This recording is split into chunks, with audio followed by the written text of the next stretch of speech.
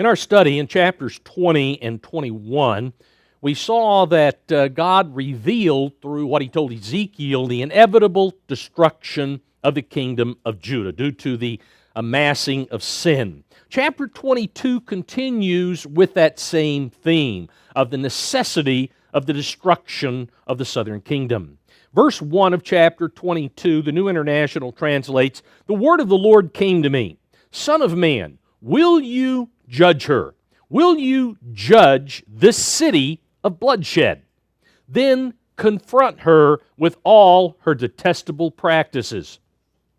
Now, even though all of the preceding generations of Israel were deserving of punishment for their failure to obey the terms of the covenant that their ancestors agreed to at Mount Sinai, that covenant with God, the generation then living in Ezekiel's day shared the same guilt for committing the same disobedience, for committing the same sins, and was therefore equally deserving of the curses that God promised for disobedience. Ezekiel, we find here in verse 2, was to act as the prosecutor for God by rehashing the sins of the nation. Verse 3 goes on, "Confront her with her detestable practices and say, 'This is what the sovereign Lord says. O city that brings on herself doom by shedding blood in her midst, and defiles herself by making idols. You have become guilty because of the blood you have shed, and have become defiled by the idols you have made. You have brought your days to a close, and the end of your years has come. Therefore, I will make you an object of scorn to the nations, and a laughingstock to all the countries. Those who are near and those who are far away will mock you, O infamous city, full of turmoil.'" Now it mentions blood and blood being shed. The blood that's referred to here in this particular passage was shed in the practice of pagan idol worship. That's the blood in this passage. Since the people had accepted the false religions and customs required by pagan worship, they were guilty of human sacrifice, a practice that God does not say is a manner of worship, but is cold-blooded murder. You are shedding blood. You are murdering people in the name of idolatry. Verse 6 goes on in the New International, "See how each of the princes of Israel who are in you uses his power to shed blood." Now, this is a different shedding of blood, because it's a city of bloodshed. There are myriad ways in which blood is being shed, or was being shed then, and is being shed now. A major reason for the decadent state of the nation was the fault of its evil leaders. Evil, decadent leaders. Manasseh, we're told back in 2 Kings chapter 21, verse 16, Manasseh, quote, "shed innocent blood very much, till he had filled Jerusalem from one end to another." And some of the blood that Manasseh shed was the blood of Isaiah the prophet. According to tradition, Manasseh is the one that gave the word, the edict, that Isaiah should be killed by being sawn in two. And so that's what happened to Isaiah. Manasseh, it says, filled Jerusalem from one end to the other with blood. God had King Jehoiakim removed because, according to 2 Kings 24, verse 4, he filled Jerusalem with innocent blood. These are the kings. These were the leaders of the people, making decisions, giving orders to exterminate various individuals. Even Zedekiah, the final king of Judah, who was then king at the time that this material was being given to Ezekiel by God, according to chapter 19, we read earlier in chapter 19, verse 6, Zedekiah devoured men. And he did that by breaking his oath with Nebuchadnezzar, which precipitated the Babylonian invasion and all of the slaughter that took place at the fall of Jerusalem. We go on to verse 7, the Tanakh translates, fathers and mothers have been humiliated or treated with contempt, some other translations have. Within you, fathers and mothers have been humiliated or treated with contempt within you. Strangers have been cheated in your midst. Orphans and widows have been wronged within you. There was a major breakdown in the family structure that had taken place in the nation. Without proper respect being learned at home, there was absolutely no hope of it being exhibited in society as a whole. Same state we're in today. You know, Solomon said back in Ecclesiastes, there's nothing new under the sun. Same corrupt leaders that were then, we have exactly the same thing today. Corruption is rampant. Bloodshed is rampant. And there is. Families have been stripped apart. The things have been torn totally upside down. Verse 8, New King James says, "You have despised my holy things and profaned my Sabbaths." The things that should be of paramount importance, God says you have pushed aside. It's not important to you. The unique calling of holy things, the unique calling God had given Israel to be His holy nation. The revelations that He had given through the law, which could bring extraordinary blessings if obeyed. And the weekly and annual Sabbaths, which were signs, according to Exodus chapter 31, get the E's mixed up here, they were signs to remind them of their unique position in the sea of humanity. And all of these blessings, all of these holy things, Sabbaths and holy days that God had given, they were treated with contempt. As God said, "You despised my holy things. You've despised my Sabbaths." Verse 9 from the New International, "In you are slanderous men bent on shedding blood.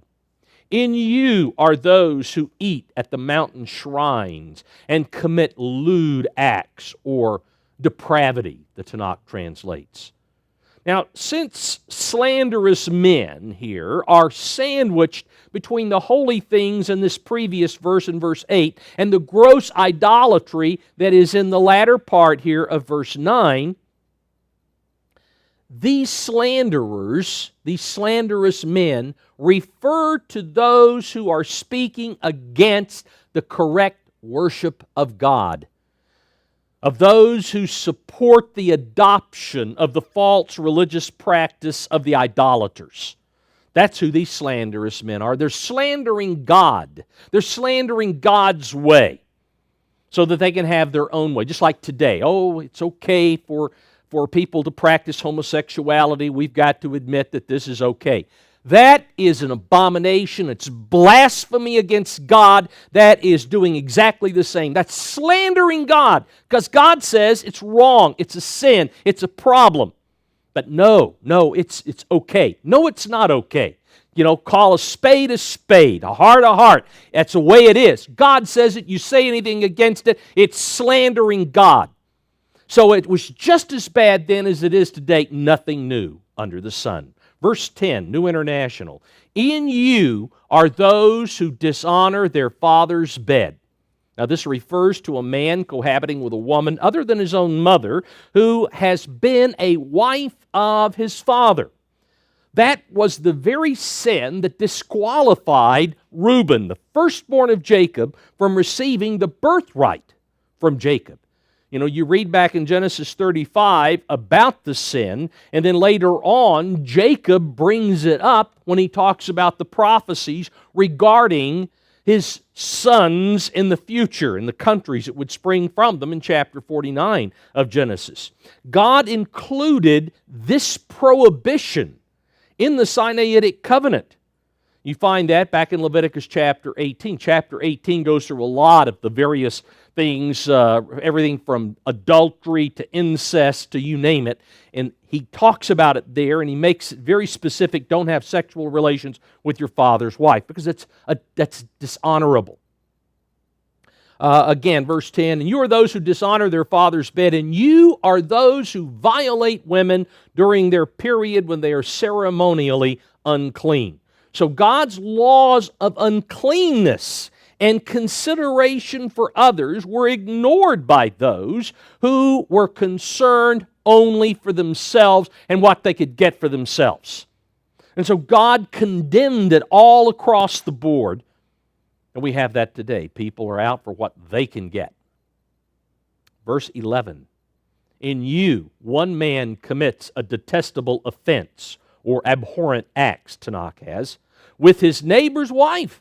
Another shamefully defiles his daughter-in-law, and another violates his sister, his own father's daughter. So various forms of incest and adultery that God expressly forbade in the Sinaitic covenant were widespread at this time. They were ignoring what God told them, the way they were to live. Verse 12, again from the New International. In you, men accept bribes to shed blood. Another form of bloodshed. Men accept bribes to shed blood. You take usury and excessive interest and make unjust gain from your neighbors by extortion.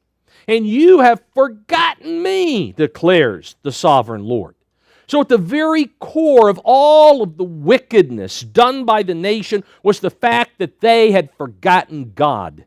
God was no longer important to them. Verse 13, I will surely strike my hands together at the unjust gain you have made, and at the blood you have shed in your midst. Now earlier, Ezekiel had clapped his hands to symbolically summon the punishment that God had declared must come on the nation. That was back in chapter 21. By clapping his hands here, God again stresses that there was nothing that could avert the prophesied punishment that he has reiterated at time after time after time throughout this book of Ezekiel. Verse 14, will your courage endure, or your hands be strong in the day I deal with you? I, the Lord, have spoken, and I will do it. I will disperse you among the nations and scatter you through the countries, and I will put an end to your uncleanness. When you have been defiled in the eyes of the nations, you will know that I am the Lord. God states that the only way to end the wickedness that was being practiced in the nation was to remove the people entirely from the land. By taking them away from the land and their belongings, by taking them away from everything that they had, all of the distractions that had caused them to forget God would be removed. The distractions would be gone, and they would be forced then to remember Him and remember the importance of the covenant. Verse 17, then the word of the Lord came to me, Son of man, the house of Israel has become dross or slag, some other translations have become slag to me. All of them are copper, tin, iron, and lead, left inside a furnace, but they are but the dross, or the worthless slag, the New English translation has, of silver. Now, God inspired Jeremiah to tell the inhabitants of Jerusalem the same thing, basically paralleling this prophecy that he gives through Ezekiel. In Jeremiah chapter 6 and verse 28, Jeremiah 6, verse 28, they are all hardened rebels. That's what God said about those who remained in the southern kingdom at that time. Those are the ones to whom Jeremiah was prophesying. They are all hardened rebels going about to slander. They are bronze and iron. They all act corruptly. The bellows blow fiercely to burn away the lead with fire, but the refining goes on in vain. The wicked are not purged out. They are called rejected silver, that is, the dross or the slag. They're called rejected silver because the Lord has rejected them. So just as God told Ezekiel back here in Ezekiel chapter 22, so he told Jeremiah, the people are slag. The people are dross. The analogy that God gives here is that after attempting to turn the people from sin to righteousness during the first two exile periods, in 605 and 597, there were deportations. The only outcome of those deportations was a buildup of slag on the inside of the furnace, revealing that there was no change whatsoever that had occurred in the character of the people. No change in character. It was still dross. It was still slag. There was nothing of value that God could find in those people. Verse 19, therefore, this is what the sovereign Lord says. Because you have all become dross, I will gather you into Jerusalem, as men gather silver, copper, iron, lead, and tin into a furnace to melt it with a fiery blast. So will I gather you in my anger and my wrath and put you inside the city and melt you. God now uses the analogy of Jerusalem being a refining pot for metals. And the people are then symbolized as the impure ores in need of being refined. God used the Babylonians to gather the people. He did that by the approach of the army. As the army of Babylon approached the army of Nebuchadnezzar, the people were driven inside the walls of the city for protection. And so they were gathered. God gathered them by using the army of Babylon. Verse 21 goes on, I will gather you, and I will blow on you with my fiery wrath. God talks about a blast furnace right here, long before they were at least invented in the Industrial Revolution. But no doubt there were blast furnaces in existence earlier as well. I'll blow on you with my fiery wrath, and you will be melted inside her. As silver is melted in a furnace, so you will be melted inside her, and you will know that I, the Lord, have poured out my wrath upon you. Instead of providing the protection that the people thought would be inside the walls of the city of Jerusalem, the walls actually prevented the people from escaping as the heat of the siege on the city increased in its duration, because it was over a year and a half. About a year and a half that siege lasted, and the longer it went on, the hotter it became as far as the intensity of the punishment and as far as the pain and the agony that they were experiencing. This historical event was a type of the end time period of God's wrath that is mentioned in the book of Malachi. In Malachi chapter 3 and verse 1, breaking into the middle of the verse, and the Lord whom you seek will suddenly come to his temple. Skipping on down to verse 3, who can endure the day of his coming? And who can stand when he appears? For he is like a refiner's fire and like fuller's soap. He will sit as a refiner and a purifier of silver. He will purify the sons of Levi and purge them as gold and silver. And so the day of God's wrath at the close of the age is a parallel to the time of God, the outpouring of God's wrath at the time of the demise of the southern kingdom of Judah. And we're going to see that more and more as we get into the coming chapters of Ezekiel. Now, once the refining process was completed, the people were forced to acknowledge that God had fulfilled the prophecies that he had sent them time and time again by the prophets. Verse 23, that's when he says here, you will know that I poured out my wrath, because everything that his prophets said would happen, happened. What Ezekiel said, Jeremiah said, Isaiah earlier, and so on. Verse 23, Tanakh, the word of the Lord came to me, O mortal, say to her, you are an uncleansed land, not to be washed with rain on the day of indignation. God warned them over and over not to defile the land. Numbers chapter 35, verse 30 is one of those places. Deuteronomy 21, verse 23, another. And so over and over they were told, even at the time God was making the covenant, do not defile the land.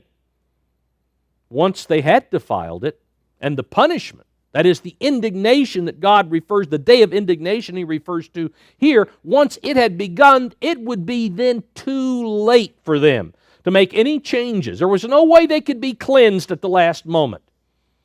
Since they hadn't cleansed themselves earlier, since they hadn't listened to the prophets, nothing could stop the punishment. It was inevitable. In verse 25, the New King James has, the conspiracy of her prophets in her midst is like a roaring lion tearing the prey. They have devoured people. They have taken treasure and precious things. They have made many widows in her midst.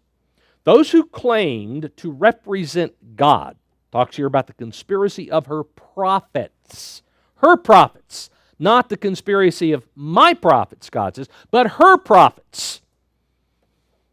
They claim to represent God. And those who claimed that position were supposed to direct the leaders of the nation in God's way. They were supposed to tell it like it actually is. Yet most of those who claim the office of being a prophet encourage the leaders of the nation to act carnally by the lies that they told. And you go back to chapter 13. Remember, most of chapter 13 was against the prophets and the prophetesses who were lying in Jerusalem.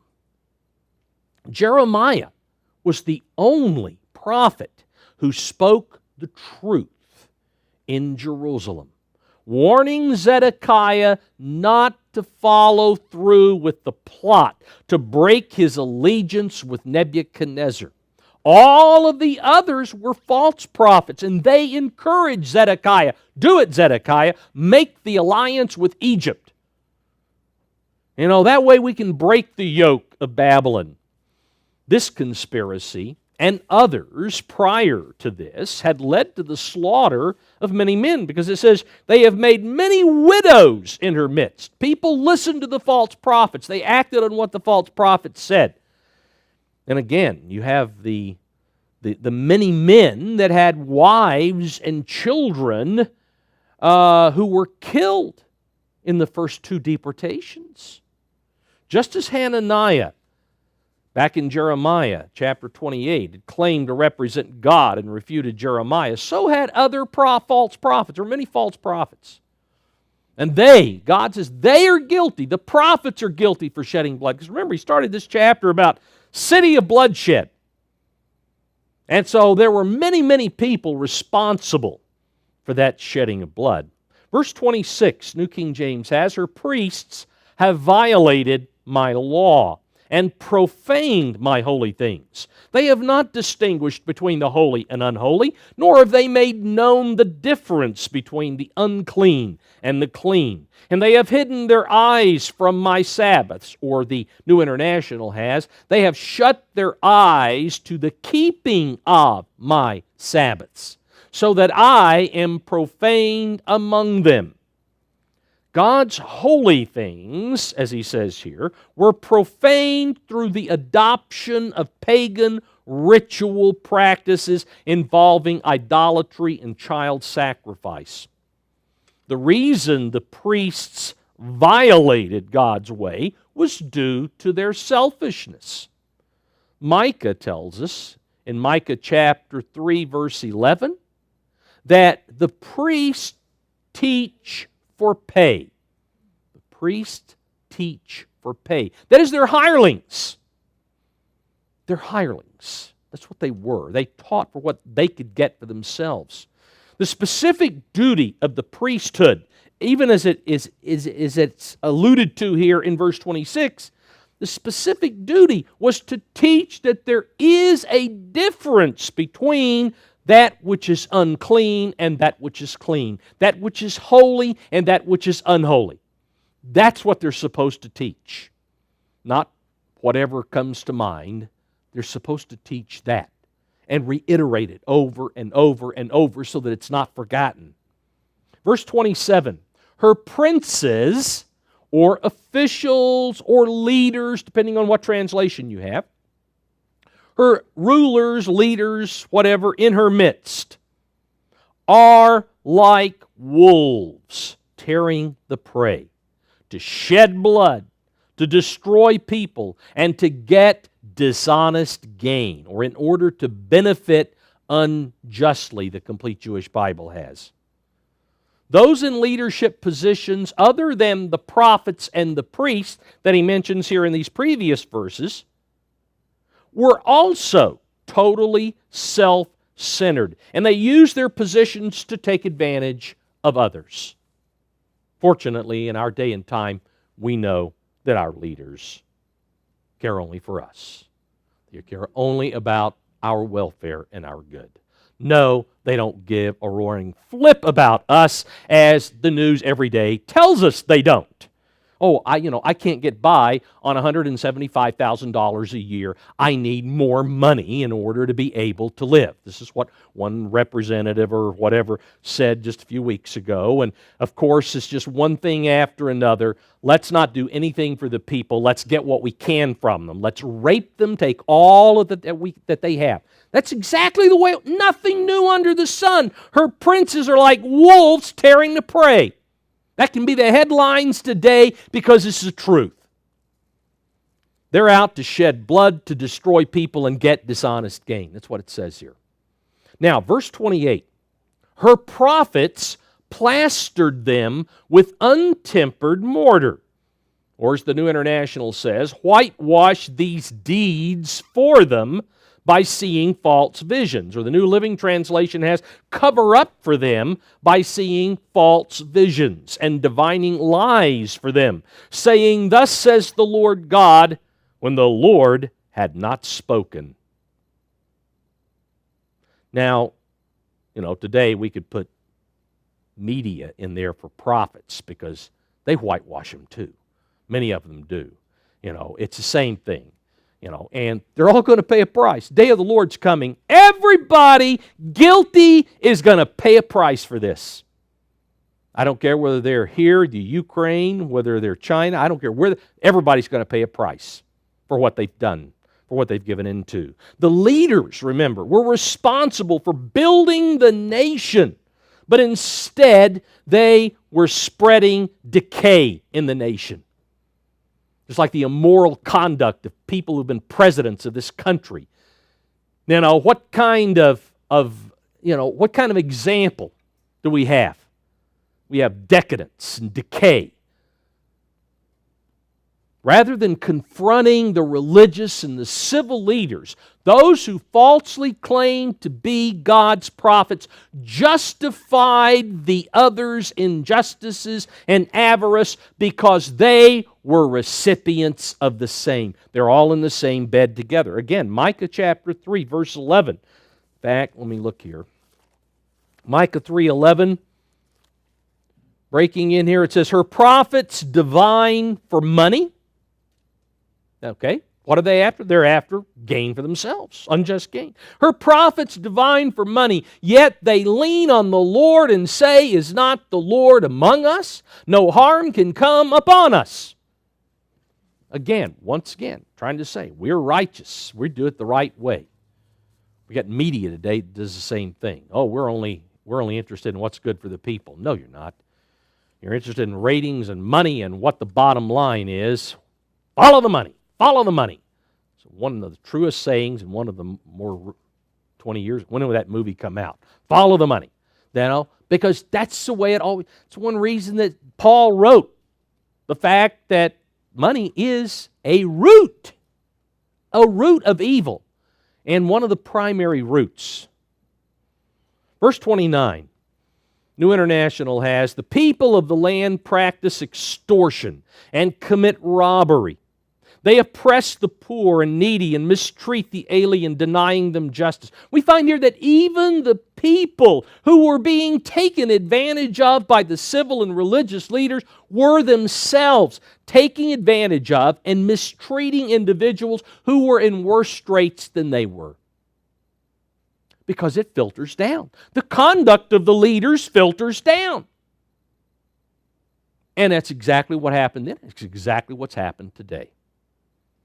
Verse 30, the New International has, I looked for a man among them who would build up the wall, Now, the wall that he's talking about, back earlier in chapter 13, when God was going through the material about the false prophets and false prophetesses, he spoke about a wall in verses 10 through about verses 16 or 17 there. And we find there that the people were accused of building a flimsy wall that would never be able to have the strength to hold up in a time of destruction. Rather than confronting the people, we saw back there, rather than confronting the leaders with the truth that their lifestyles were not deserving of protection, the false prophets lied to them, convincing them that they were okay, they need not fear the future or alter their conduct, regardless of what Jeremiah says or regardless of what Ezekiel says. You don't need to change. You're okay. You're okay, I'm okay, we're all okay. No, we're all going into the time of God's wrath. That's where we are. God looked for a man like Moses, because it says here, I looked for a man among them who could build up the wall and stand before me, God says, in the gap, on behalf of the land, so I would not have to destroy it. But I found none. God looked for someone like Moses, that is, in leadership position with character, like Moses, who could perform the task of turning the nation around. But he couldn't find one. In Psalm 106, verse 21, speaking of Israel, they forgot God their Savior. Israel forgot God their Savior. We already saw earlier the reason for they had forgotten me, God says. We've already seen that here in this chapter 22. Here, they forgot God their Savior. Down in verse 23, therefore God said that he would destroy them. Now, he's talking about back in the time of the Exodus in the wilderness. Therefore, he said he would destroy them, had not Moses, his chosen one, stood before him in the breach to turn away his wrath, lest he destroy them. Moses reminded God of what God was doing and how it would come across to the people. Now, Jeremiah was a man who looked to God, just as did Moses. But Jeremiah, was not looked up to. He was not in a leadership position. He was a prophet. He was not looked up to as a leader by the people. In fact, Jeremiah was attacked. He was smeared. He was treated very contemptibly. So God found no one in the position of leadership. That's what he's talking about here. Who could give him any reason to spare the people? There was none. There was no one who could turn this around. So, verse 31, I will pour out my wrath on them and consume them with my fiery anger, bringing down on their own heads all that they have done, declares the sovereign Lord. Nothing. There was no one worth saving, is what he says. Chapter 23. Now this chapter 23, refers to the nations of Israel being like prostitutes, just as we saw back in chapter 16. However, here there is a different emphasis in the allegory. In chapter 16, we saw pictured the history of spiritual adultery with pagan religions, whereas this chapter, 23, focuses on political adultery with other nations. Chapter 16 dealt primarily with Israel's early history. Chapter 23 puts greater emphasis on the later history in the time of Ezekiel. Verse 1, New King James, the word of the Lord came again to me, saying, Son of man, there were two women, the daughters of one mother. Now both the northern and southern kingdoms sprang from one people that became a nation while dwelling in the land of Egypt.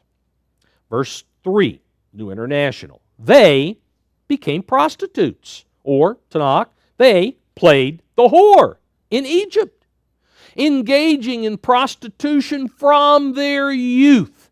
From their very beginnings, they did this.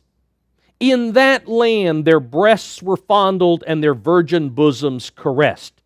This is saying that Israel, while still in Egypt, before God ever began dealing with them, engaged in making pacts with the Egyptians as the ruling dynasties changed and different pharaohs assumed leadership of the nation.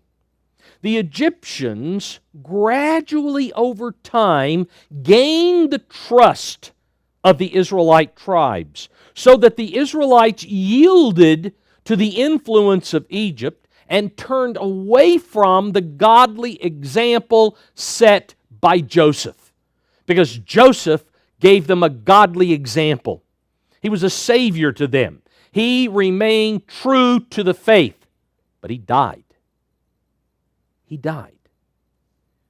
And then the Egyptians, after the death of Joseph, began to work on them because they weren't playing along with Israel now. It was due to their trust of the Egyptians that the Israelites became enslaved. In Exodus chapter 1, verse 9, the people of the children of Israel are more and mightier than we. That's what the Egyptians were saying. This is after the death of Joseph, after the death of the Pharaoh that remembered Joseph. They're more than us. They have multiplied greatly. There are millions of them. And they're mightier. Come, let us deal wisely with them, lest they multiply. And it happened in the event of war that they also join our enemies and fight against us, and so go up out of the land. And the way they dealt wisely, to start with, was to turn them over to the religion of Egypt. And the people bought into it. They didn't want to leave Egypt, remember. They were quite happy with the religion of Egypt. In fact, the first thing they did was make a golden calf that they could worship. No, the Egyptians made them prostitutes. They became prostitutes. What it says right here in verse 3 of Ezekiel chapter 23. Verse 4, New International goes on, the older sister was named Aholah, and her sister was Aholibah. They were mine and gave birth to sons and daughters. Aholah is Samaria, and Aholibah is Jerusalem. The two women mentioned are the kingdoms of Israel and Judah, but they're identified here very clearly by the capital cities of each of the kingdoms. Samaria, the northern kingdom, Jerusalem, the southern kingdom. Samaria was, as it says here, older. Samaria, the northern kingdom, was older by virtue of being the first to begin close alliances, as well as the first to receive punishment for doing so. Aholah means her tent. Her tent. Aholibah means my tent is in her. So there's a difference. The dwelling of God, the temple, was in Jerusalem. So my tent, God's dwelling place, was in Jerusalem, the southern kingdom. The northern kingdom, remember, in the days of Jeroboam, immediately after the rebellion against Rehoboam, when the 10 tribes in the north split from the kingdom of Judah, or from those of the southern kingdom, decided at that time to create its own tent, her tent, and refused to go to God's tent from that time on. Rather, there was a calf that was placed up in the northern part of the land and one at Bethel in the southern part. That was her tent. Bethel was her tent, the tent of the northern kingdom. God was not in the northern kingdom. Verse 5, New International, Aholah engaged in prostitution while she was still mine. The northern kingdom, while it was still mine, engaged in prostitution. And she lusted after her lovers, the Assyrians. Warriors clothed in blue, governors and commanders, all of them handsome young men and mounted horsemen. She gave herself as a prostitute to all the elite of the Assyrians and defiled herself with all the idols of everyone she lusted after. Now, in Hebrew, the term, while she was still mine, literally means while she was under me. That is, under the authority of her husband. God was her husband. He was still considered her husband. While married to God, she was committing prostitution. Prostitutes, again, use others for what they can get for themselves. And this was exactly the reason the two kingdoms sought alliances with other nations. Eventually, due to the pomp and power of Assyria, the kings of the northern kingdom decided to be allied with the Assyrians. Better to be allied with the big boys than the small, the Edomites and the Ammonites and Moabites and whatever. Let's go and be allied with the most powerful empire anywhere around. And that's what they did. Now, as the northern kingdom came to a close, King Menahem sought an alliance. You find back in 2 Kings chapter 15, he sought an alliance with Tiglath-Pileser III. That's brought out in the Scripture. And then a little later on, Hoshea, who was the final king of the northern kingdom, didn't seek, he bought. Both of them bought. They gave a lot of gold and silver and whatever to these Assyrian kings to lure them into making the alliance. And so Hoshea bought an alliance with Shalmaneser V. And that's brought out in 2 Kings chapter 17. All right, so they did go to the Assyrian.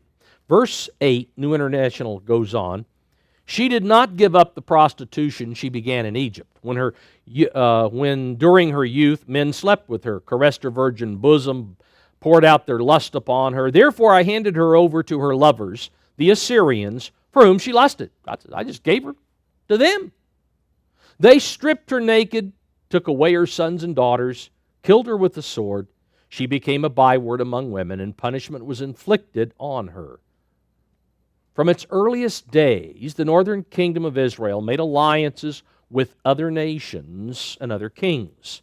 At last, after sending many prophets to no avail to the northern kingdom, God ceased being a husband to Israel, the kingdom of Israel. In Jeremiah chapter 3. Jeremiah 3, here in verse 8, first part of verse 8, then I saw that for all the causes for which backsliding Israel, a reference again to the northern kingdom, for all the causes for which backsliding Israel had committed adultery, I had put her away and given her a certificate of divorce. God divorced the northern kingdom. No longer married to the northern kingdom.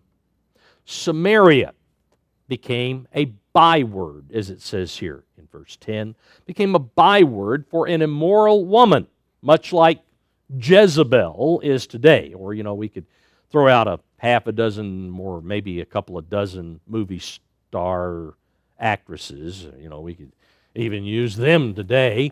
But, generally Jezebel is someone who is an immoral woman.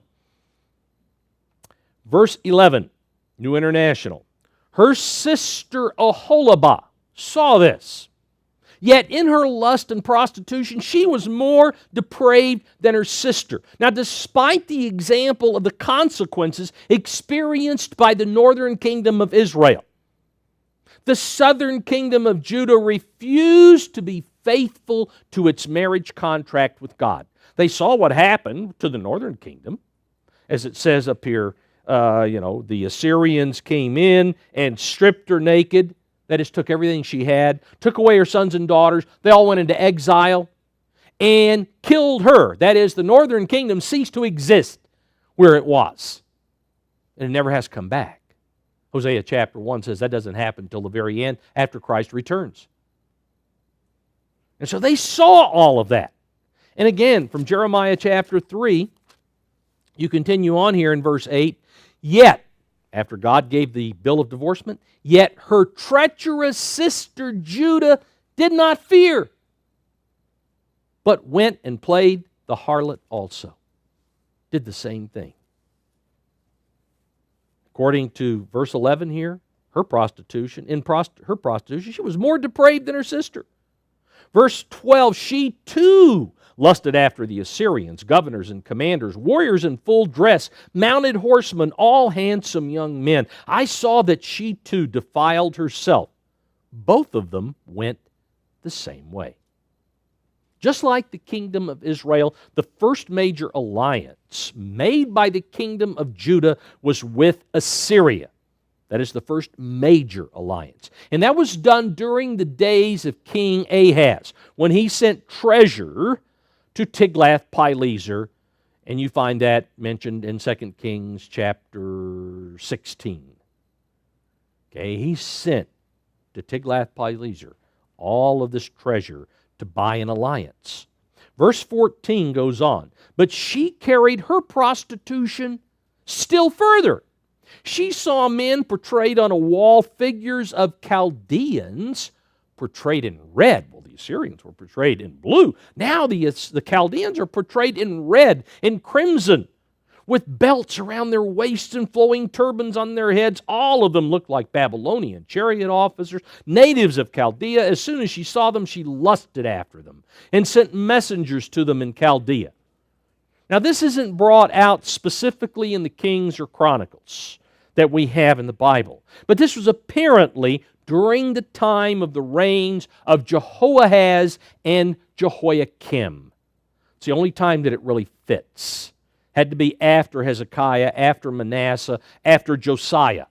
And so it was in that period, at the son of Josiah, Jehoahaz. They probably sought an alliance with the Babylonians to protect them from Egypt, because the Egyptians, remember, were moving up. That's the reason Josiah was killed. He foolishly went to battle and was shot by an arrow, apparently from an Egyptian. And that is how he died. And so they sought protection from Egypt. Verse 17, Then the Babylonians came to her to the bed of love, and in their lust they defiled her. After she had been defiled by them, she turned away from them in disgust. After forming an alliance with Nebuchadnezzar that lasted for 3 years, King Jehoiakim rebelled against the king of Babylon. That's found in 2 Kings chapter 24. He rebelled against Nebuchadnezzar. That act led to him being removed from the throne by Nebuchadnezzar and brought to Babylon, where he was imprisoned. Verse 18, New International continues, When she carried on her prostitution openly and exposed her nakedness, that is, when Judah was just actively seeking alliances, first with Babylon and then Zedekiah with Egypt, while all of this was going on, God says, I turned away from her in disgust, just as I had turned away from her sister.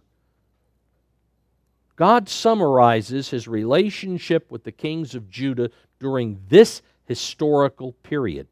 He refused to intervene for any of the kings of Judah at that time in the same manner that he had intervened earlier for Hezekiah. Remember, God came to Hezekiah's aid. He killed an entire army of the Assyrians outside the gates of Jerusalem.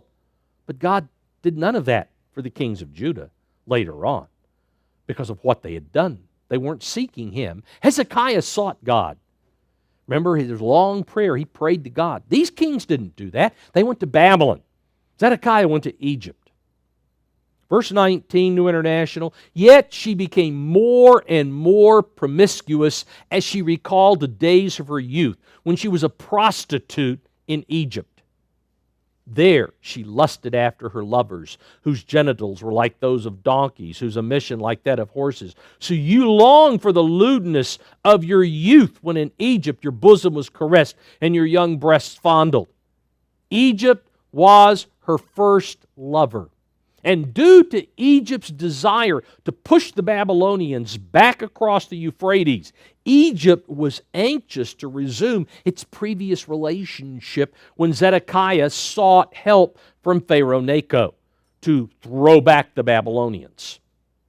Verse 22, continuing on in the New International, Therefore, Aholabah, this is what the Sovereign Lord says, I will stir up your lovers against you, those you turned away from in disgust. and I will bring them against you from every side. The Babylonians and all the Chaldeans, the men of Pekod and Shoa and Koa, and all the Assyrians with them, handsome young men, all of them, governors and commanders, chariot officers and men of high rank, all mounted on horses. They will come against you with weapons, chariots, and wagons, and with a throng of people. They will take up positions against you on every side. That is, they'll surround you with large and small shields and with helmets. I will turn you over to them for punishment, and they will punish you according to their standards. Nebuchadnezzar's reaction to Zedekiah's betrayal of his oath of loyalty would be to lay siege, totally surround the city of Jerusalem, destroy many of the people, and remove the remnant, that is, those who survive, from the land of Israel into foreign exile. The Babylonian army, very clearly from what we read here in this section, was composed of a variety of allies. Pekod was a tribe from southeastern Babylonia.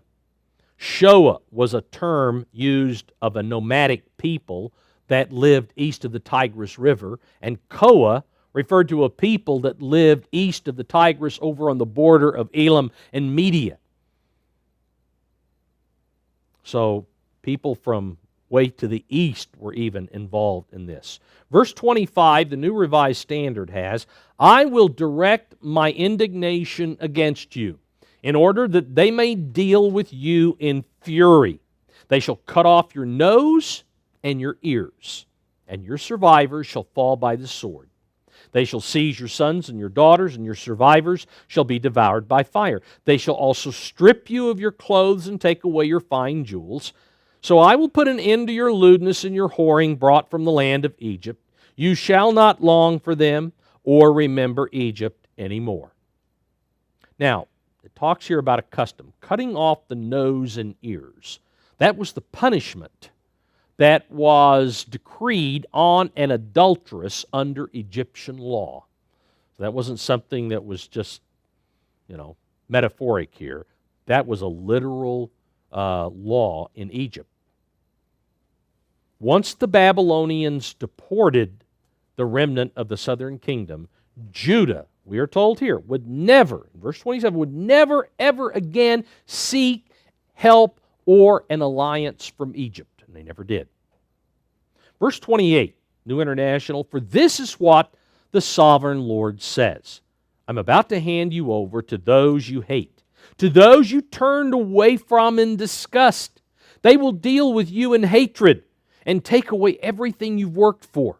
They will leave you naked and bare, and the shame of your prostitution will be exposed. Your lewdness and promiscuity have brought this upon you, because you lusted, or you have gone as a harlot after the nations and defiled yourselves with their idols. You have gone the way of your sister, so I will put her cup into your hand.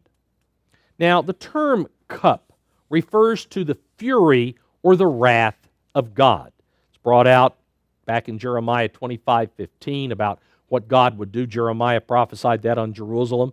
And even Revelation 14:10 talks about the cup the cup that's filled with God's wrath that has to be poured out at the end of the age. So cup refers to the wrath of God, which had already been poured out on the northern kingdom of Israel about 130 years previous to this time.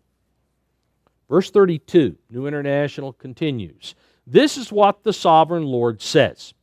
You will drink your sister's cup, a cup large and deep. It will bring scorn and derision, for it holds so much. You will be filled with drunkenness and sorrow, the cup of ruin or horror and desolation, the cup of your sister Samaria. You will drink it and drain it dry. You will dash it to pieces and tear at your breast, the New King James has. I have spoken, declares the sovereign Lord. The southern kingdom of Judah would experience the same level of punishment that had been administered on the northern kingdom of Israel. It would also express the same degree of mourning over what punishment it would incur.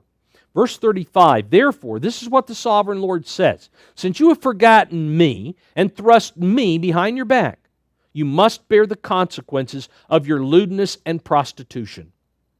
Since the kingdom of Judah had broken its marriage covenant with God, it would be required to suffer the curses for disobedience that were attached to that marital contract we know as the Sinaitic covenant. Verse 36, New King James, "The Lord also said to me, Son of man, will you judge, or will you bring a charge against, or will you pronounce judgment on?" Other translations have, "Will you pronounce judgment on Aholah and Aholabah? Then declare to them their abominations." After reviewing the separate accounts of the two kingdoms, Aholah and Aholabah, God now uses Ezekiel to summarize all of the charges that he had brought and was then bringing against them. Verse 37, "For they have committed adultery, and blood is on their hands. They have committed adultery with their idols and even sacrificed their sons, whom they bore to me, passing them through the fire to devour them. Moreover, they've done this to me. They have defiled my sanctuary on the same day and profaned my Sabbaths. For after they had slain their children for their idols on the same day, they came into my sanctuary to profane it. And indeed, thus they have done in the midst of my house." Verse 40 from the New International, "They even sent messengers," or furthermore, the New King James says, "You sent messengers for men who came from far away. And when they arrived, you bathed yourself for them, painted your eyes, put on your jewelry. You sat on an elegant couch with a table spread before it on which you had placed the incense and oil that belonged to me. Just like harlots luring men into their chambers, the kingdoms of Israel and Judah took the initiative of inviting idolaters to come to them and teach them their pagan religious practices." Verse 42 from the New International, "The noise of a carefree crowd was around her. Sabaeans were brought from the desert along with men from the rabble, and they put bracelets on the arms of the woman and her sister and beautiful crowns on their heads. Then I said about the one worn out by adultery, now let them use her as a prostitute, for that is all she is. And they slept with her. As men sleep with a prostitute, so they slept with those lewd women, Aholah and Aholabah. But righteous men will sentence them to the punishment of women who commit adultery and shed blood, because they are adulterous, and blood is on their hands." Now, the righteous men referred to here refer to the nations that God used to carry out His purpose of punishment. The righteous are those who obey God, who follow God's direction. And so Assyria was the righteous. They weren't righteous, when we talk about Psalm 119, verse 172. They were not keeping God's law, but they were righteous from the standpoint they acted to punish those who were guilty of the unrighteous conduct. Verse 46, New International continues, "This is what the Sovereign Lord says. Bring a mob against them. Give them over to terror and plunder. The mob will stone them and cut them down with their swords. They will kill their sons and daughters and burn down their houses. So I will put an end to lewdness in the land, that all women may take warning and not imitate you. You will suffer the penalty for your lewdness and bear the consequences of your sins of idolatry. Then you will know that I am the Sovereign Lord." The verdict handed down from God, the judge, for the charges brought against them was exceedingly severe. The severity of their punishment was to become an example for all nations for all time in the future. After examining the history of the two kingdoms of Israel and Judah, future nations will understand the need to be loyal to the covenant that God will yet propose to them, the new covenant, the everlasting covenant. It's going to be important to follow through, because these two kingdoms did not. Verse 1, chapter 24, "In the 9th year," New International Translation, "in the 9th year, in the 10th month, on the 10th day, the word of the Lord came to me.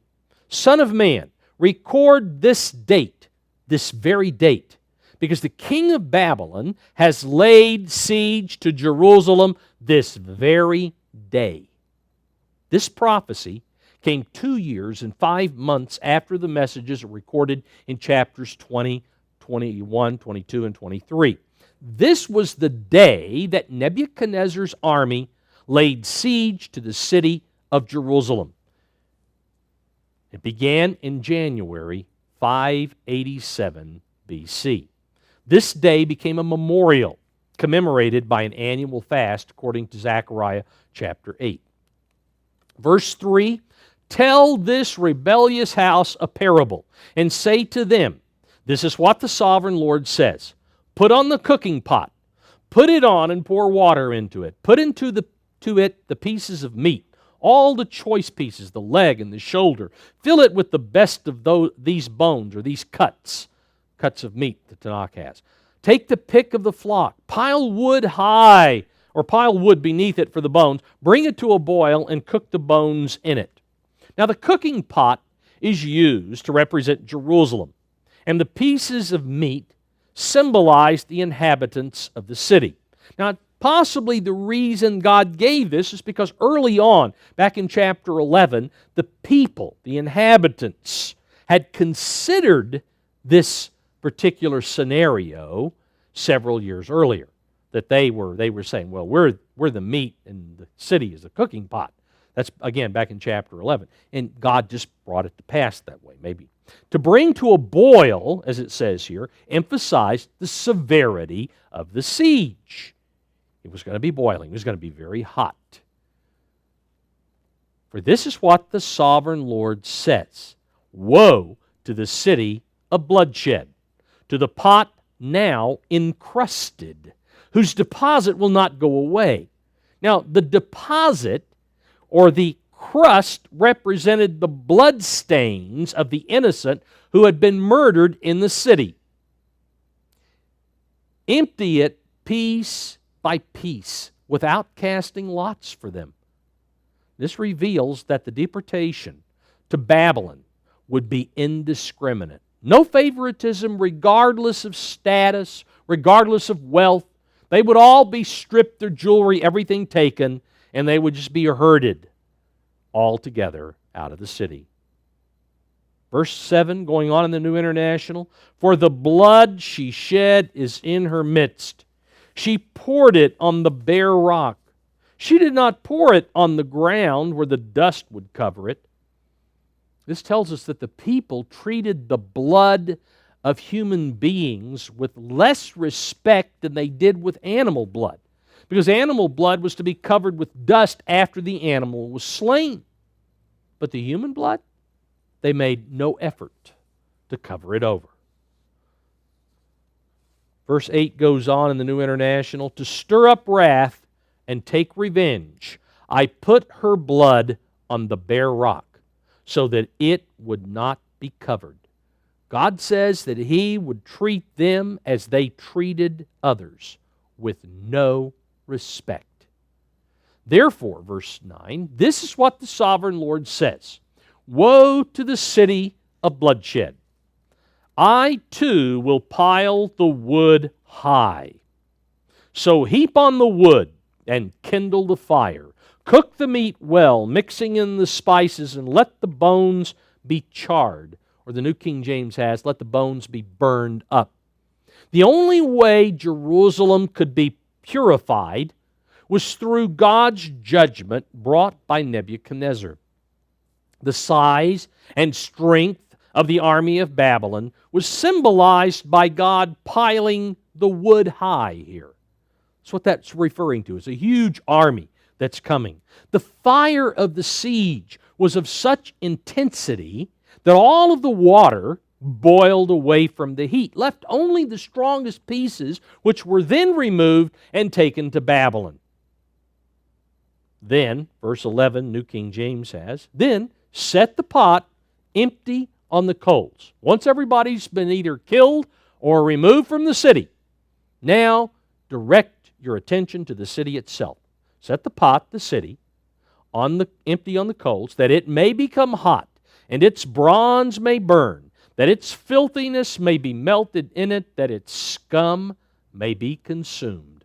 This symbolized purifying the city by fire once all of the inhabitants were removed by the Babylonians. In Jeremiah chapter 52, and verse 13, we're told about this event. Jeremiah 52, verse 13, You start a little bit earlier. It talks about the captain of the guard that had the responsibility dictated to him by Nebuchadnezzar. He burned the house of the Lord, that is the temple, and the king's house, the palace, all the houses of Jerusalem, that is, all the houses of the great men, he burned with fire. There was nothing left but stones. Jerusalem was burned, incinerated to nothing. Verse 12 of Ezekiel 24, Tanakh translates, "It has frustrated all effort. Its thick scum will not leave it. Into the fire with its scum." God had previously given the people opportunities to cease from their wickedness in the aftermath of the deportations in 605 and 597, but they refused to make any changes. And so the scum remained, the deposit on the side inside of the city. No change in character, only wickedness and bloodshed.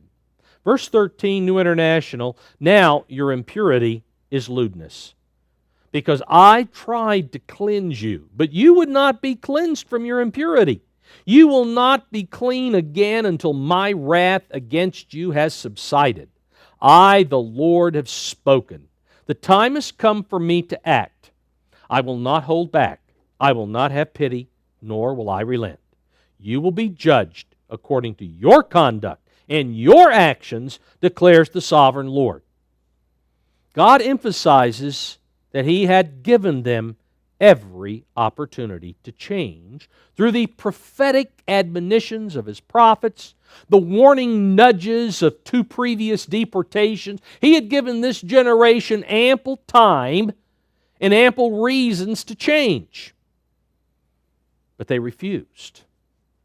They would not learn from past mistakes of others.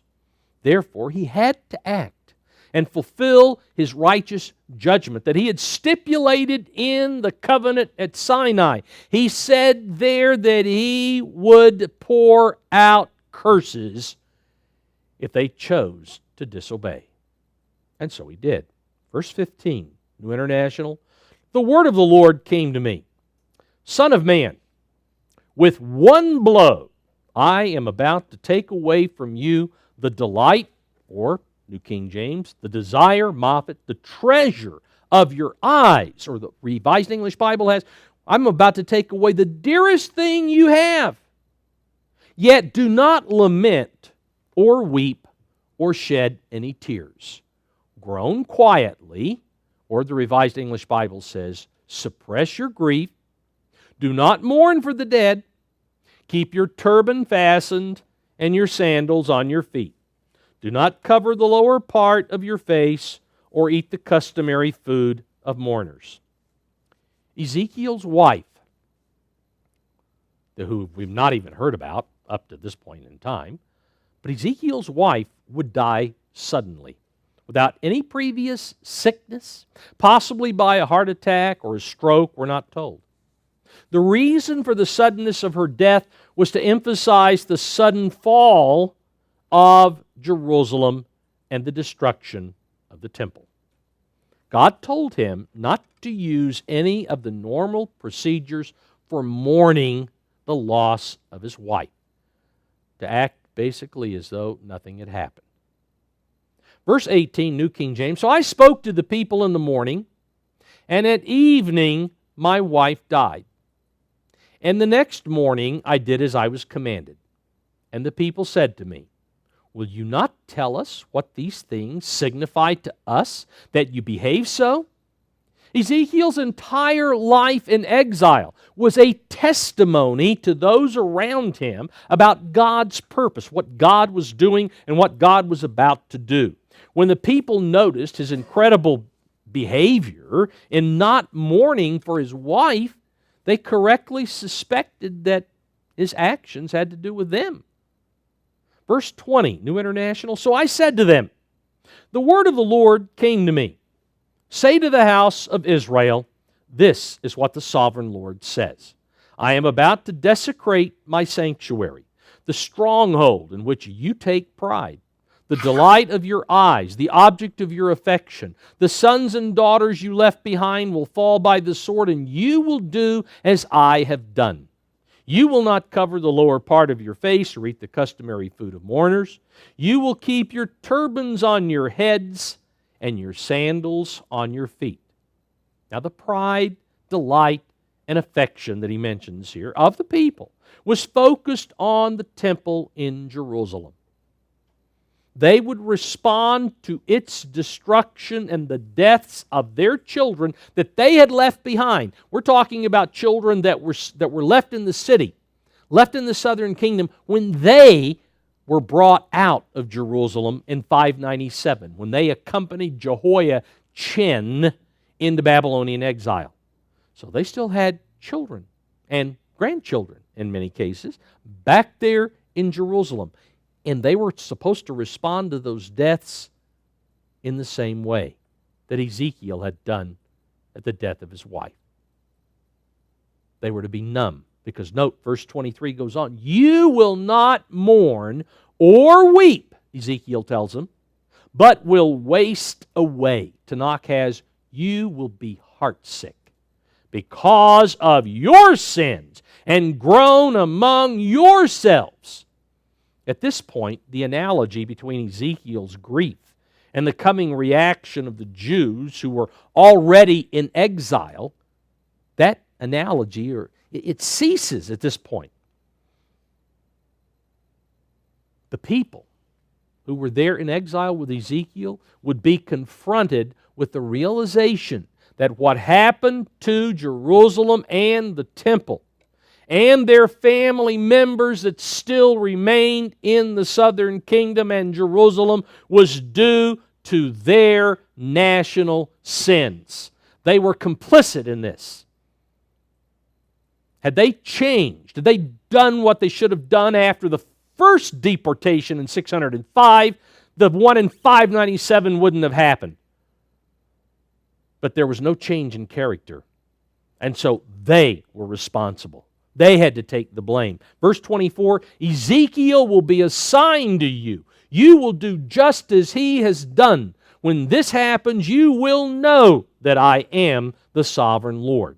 Now, when this happens refers to when they hear the news of the fall of Jerusalem. As he goes on to say in verse 25, New King James, and you, son of man, will it not be in the day when I take from them their stronghold, their joy, and their glory, the desire of their eyes, and that on which they set their minds, their sons and their daughters? On that day, one who escapes will come to you, to let you hear it with your ears. On that day, your mouth will be open to him who has escaped. You shall speak and no longer be mute. Thus you will be assigned to them, and they will know that I am the Lord. In the beginning of Ezekiel's prophetic calling, going all the way back to chapter 3, God had made Ezekiel mute, except when God commanded him to speak. There were things that God wanted him to relay, he could. But Ezekiel had no allowance to say anything other than specifically what God told him to say. Once the siege of Jerusalem ended, God would remove that muteness for good. On the day that the one who escapes, on the day that he arrived in the exiled community, which was approximately 3 months after the fall of Jerusalem, Ezekiel's mouth, God says, would finally be open. The removal of his muteness would be one more affirmation of Ezekiel being a true prophet of God. And so that brings us to the close of chapter 24, and we will be ready next time to hopefully get through 2 or 3 more chapters.